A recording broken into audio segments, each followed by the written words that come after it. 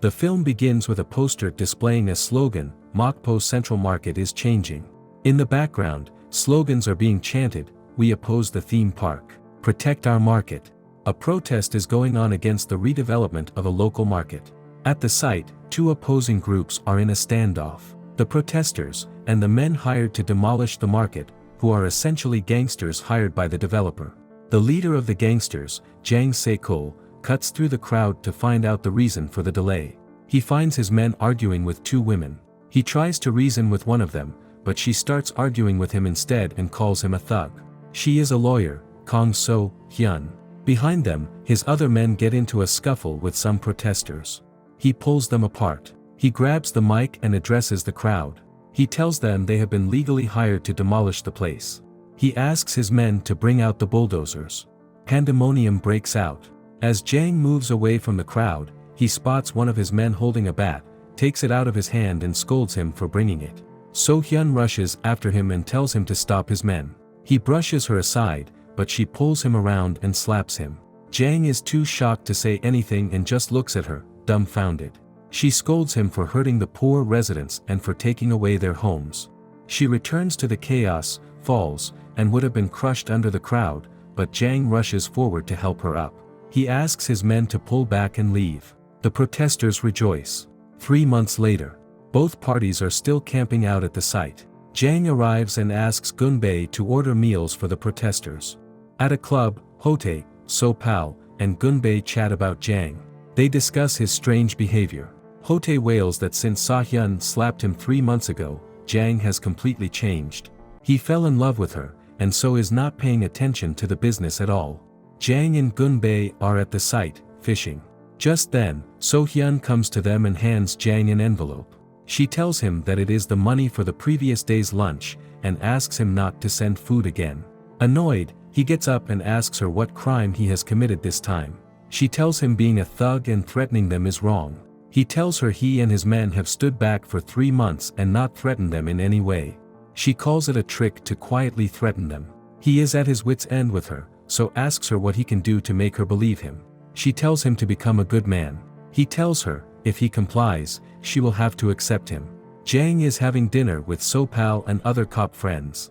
He tells them he is closing off his club and will not be involved in any more shameful work. His friends tease him that he is losing his head over a girl. Don So-pal despairs that all their hard work is going to waste, while the cop friend calls Jang a saint. On the news, they hear Choi Man-soo is contesting the elections to become a congressman for the 3rd term.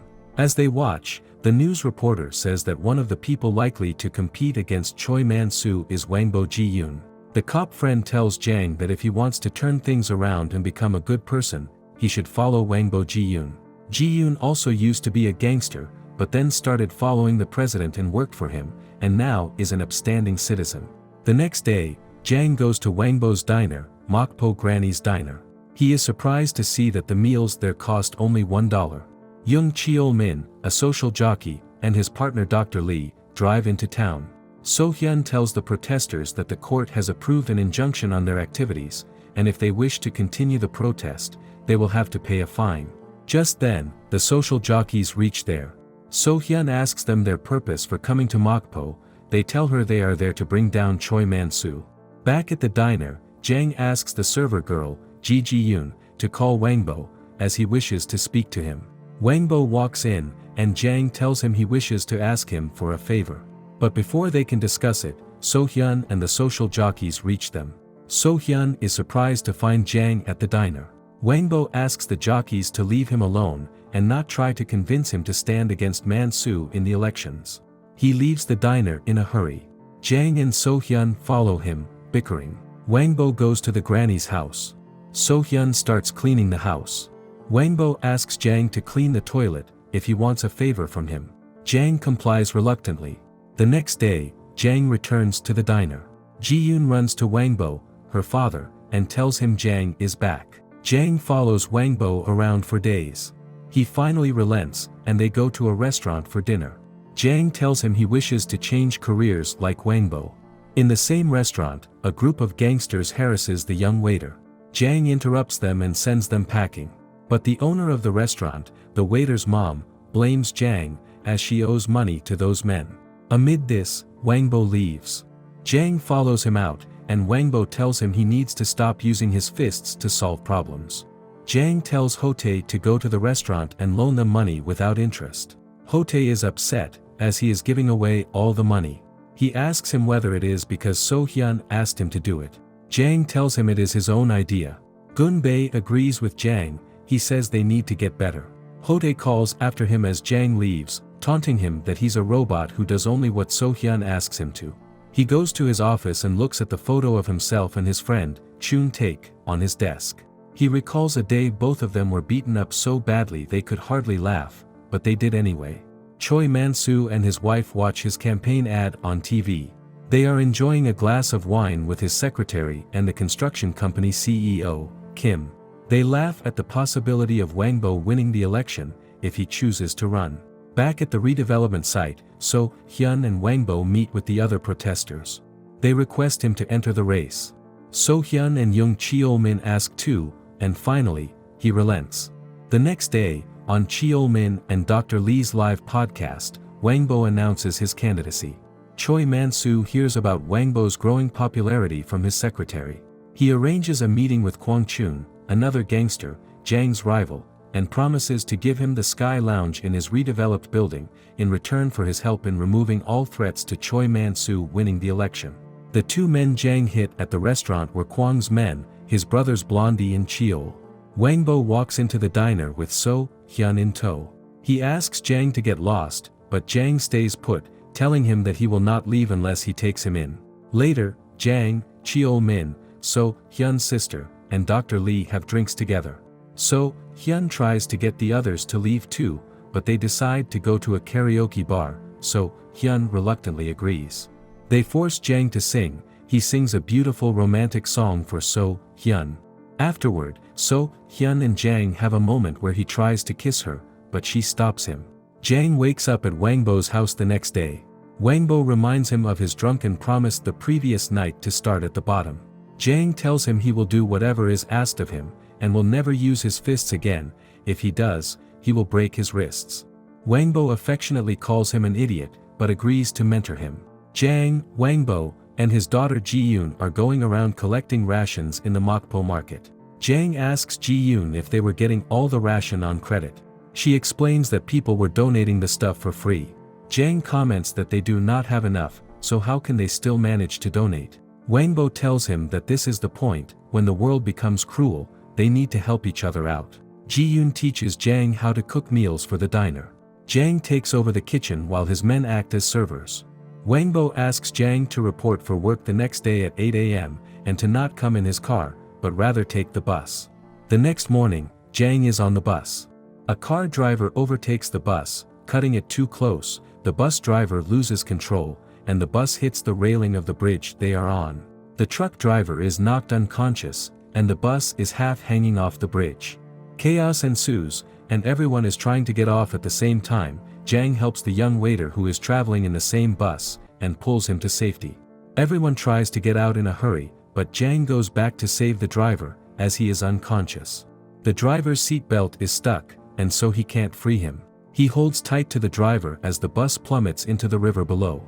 A news report of the incident plays out, where the waiter gives his account of the events. He talks about how brave Jang was, and that he fell into the water. So-hyun is watching the news, and runs out after hearing this. At the diner, Jang walks in, completely soaked and bleeding from the wound on his forehead. He apologizes to Ji-yoon for being late. She gets worried after looking the state he's in, but he just brushes off her concern lightly. The diner is full of news reporters, and So-pal and Hotae are trying to make Jang out to be a hero. But he is embarrassed.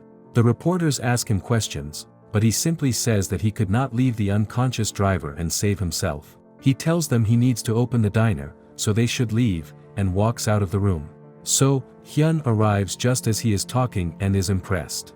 Out on the sea, Choi Man-soo and his wife, along with his secretary, are discussing Wangbo's popularity.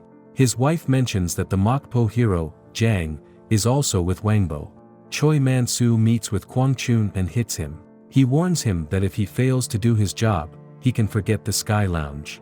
At the campaign office, The others discuss the possibility of using Jang's newfound fame to Wangbo's advantage.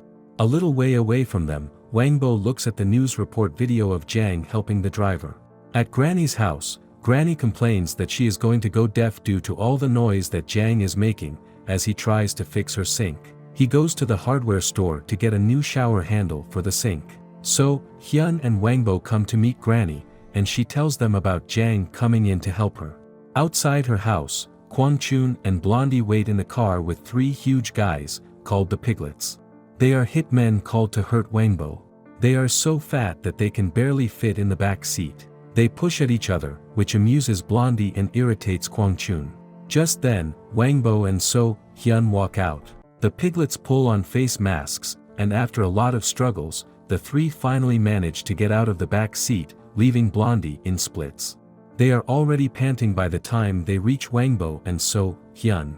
The first Piglet is holding a knife wrapped in paper in his hands. He unfurls the paper and removes the knife. He points it at Wangbo, who with a flick of his hand throws the knife away. The other 2 Piglets follow suit, and they, too, take a minute to unwrap their knives and attack Wangbo. A fight ensues. So Hyun is trying to call the cops, and Blondie tries to stop her. Wangbo is stabbed by Kwang, just as Jang walks up. He sees the situation and runs to help them. He fights off the Piglets. As Jang is fighting them, Kwang and Blondie hit him with a car and escape. As they are masked, he is unable to recognize them. Wangbo is at the hospital. Choi Man-soo and his secretary come to visit him. They give their regards to Wangbo and condone the attack. Jang's men are trying to figure out who it could have been. His cop friend is also there and promises to find them. The next morning, Kwang Chun goes to his office and finds Jang inside. Kwang is a bit scared, but asks him about his purpose for the visit. Jang points at the picture of a high-rise office, and asks him whether that was the reason Choi Man-soo wanted to get rid of the merchants from the market. He asks him whether he was promised a cut if he harmed Wangbo. Kwang denies it. Jang takes the bat that is put on display there, breaks the picture, and tells him to inform Choi Man-soo that Jang will not let this go, and he will find the Piglets. Jang goes to the diner. So-pal asks him to rest, but he tells Hotae to find out about 3 fat guys who work for Kwang. Hotae tells him there are none, and he gets angry and asks Gunbae to contact Brown Bear in Gwangju and find out. He goes to the hospital, and is happy to find Wangbo conscious and doing well. Wangbo asks him to continue managing the diner in his absence. Jang self-consciously removes an iron wrench. So, Hyun, Ji Ji-yoon, and Cheol-min are surprised to see it. He says he is there to fulfill his promise to Wangbo, to break his wrists if he uses them again. So, Hyun calls him crazy, but Wangbo eggs him on. Jang asks So, Hyun and the others to leave, so he can do it alone. But they will not leave, and say they want to watch. So, Hyun takes the wrench from him and tells him she will break it for him, asking him to put his hand out. He looks at her, flabbergasted. Wangbo interrupts and tells him that they have decided that he should run for Congress instead. Jang is taken aback. Wangbo tells him that the people of Mokpo need someone like him to fight for them, and not a fraud like Choi Man-soo. Jang looks at him, speechless. Jang and So-pal are outside, climbing up to an overlook point, from which they can see the whole city. So-pal tries to convince Jang to not be a part of the Congress race. He tells him politics is the worst thing. Jang tells him that he is his family, and that if his family tells him not to do it, he won't. So-pal berates him emotionally, blackmailing him. While climbing up, he recalls his conversation with So Hyun. He had asked her why she was interested in politics, and she explained that while studying and practicing law, she realized that despite knowing the law, she could not fight injustice, and she wanted to make a real difference. He tells her that he does not feel qualified for it. She tells him that she opposed the idea of letting him run, but Wangbo believes in him, and thinks highly of his drive to follow through on his words, and to take criticism well, which is what a politician needs to do. A newscaster reports that all the candidates for the upcoming elections have started campaigning. They introduce the various candidates, including Choi Man-soo, and People's Party's heads, No and Jang. Jang is giving an address in the Central Market, but there is no audience. He continues speaking, as his men watch him struggle. Cheol-min tells So-pal why Jang is struggling so much with the speech. So-pal tells him he is better when it's impromptu, and not a prepared piece. On the other side, Choi Man-soo is gathering a crowd, and he has got cheerleaders to dance for him. So, Hyun goes to meet candidate No at her house. No asks So about Jang being a nightclub owner, and so, Hyun tells her that he sold it and now manages Wangbo's diner. So, Hyun brings No to meet Jang. She questions Jang about his past activities, and he accepts them gracefully and tells her he is a changed man, and only wishes to work for the powerless in Mokpo. In Manila, Philippines, Brown Bear and Gunbei find the piglets. Gunbei informs Jang of the same. Jang asks him to safely get them back to Mokpo. Jang goes to the fish cleaning market. He meets Chun Taek's younger brother and his mother. She asks him to go away and leave her alone. But his younger brother apologizes to him, and Jang asks him to look after their mom. Candidate No spots him there and wonders about his presence. Jang reminisces about the last gang fight, in which he and Chun Taek fought side by side. During that fight, Kwang Chun stabbed Chun Taek. At Choi Man-soo's camp, everyone is cheering for him in his third term, when the prosecutor of Mokpo, Park, congratulates him and asks him to keep him in mind for the future, once he is elected. Kwang finds out about the piglets getting caught. He calls Choi Man-soo, who blames him for everything, blackmails him, and abandons him. No visits Wangbo in the hospital. She tells him and So Hyun that she dug into Jang's past and found out that he is a good man. He paid off the debts of the women in his clubs, and also made a lot of donations. Jang and the team are about to break up for the day when So Hyun and No walk in.